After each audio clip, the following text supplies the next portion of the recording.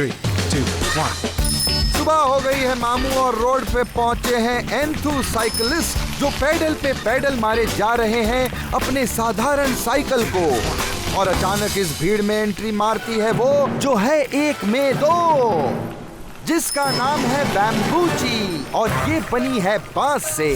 और इस साइकिल के पायलट हैं, ओह मेरा मतलब इंजीनियर हैं, कैप्टन शशि शेखर पाठक। रीसेंट सर्वे के हिसाब से इंडिया में लगभग 1,40,000 स्क्वायर किलोमीटर लैंड पे बैम्बू उगाया जाता है, जिस पे सालाना प्रोड्यूस होता है 140 लाख टन बैम्बू। पर किसने सोचा था कि हमारे कैप्टन साहब बैम्बू से बाइसिकल बना देंगे। कुछ करने की इच्छा थी कि भाई हम इससे कुछ वैल्यू एडिशन करके कुछ बनाएंगे।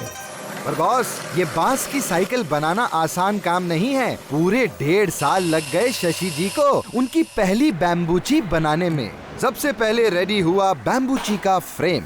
पहला हमारा फ्रेम जब बन गया उसके बाद हमने सोचा भाई इसके ऊपर अभी चीज़ें तो लगनी है, हैंडल लगना है, टायर्स लगने हैं। तो somebody suggested me mister Faizal. Faizal Thakur है मुंबई के साइकिल माइस्ट्रो, यानी कि साइकिल की दुनिया के सबसे बड़े ज्ञानी। When I first saw the frame, I was really surprised at the quality of work that was done with the frame. Bamboo has a tendency of eating away the vibrations that are caused due to unevenness on the road. It does not let it come up to your body.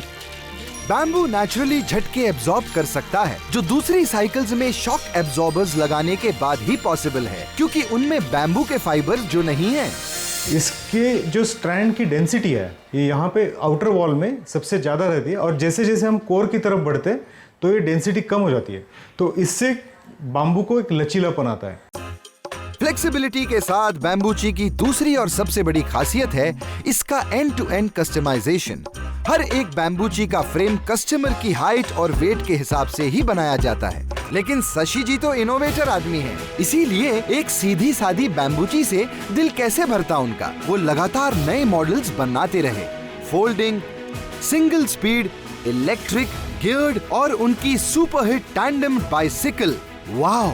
दिमाग में एक तस्वीर बनाना और उस तस्वीर को सच कर देना, उसके लिए चाहिए शशि शेखर पाठक जैसा फोकस और जुनून।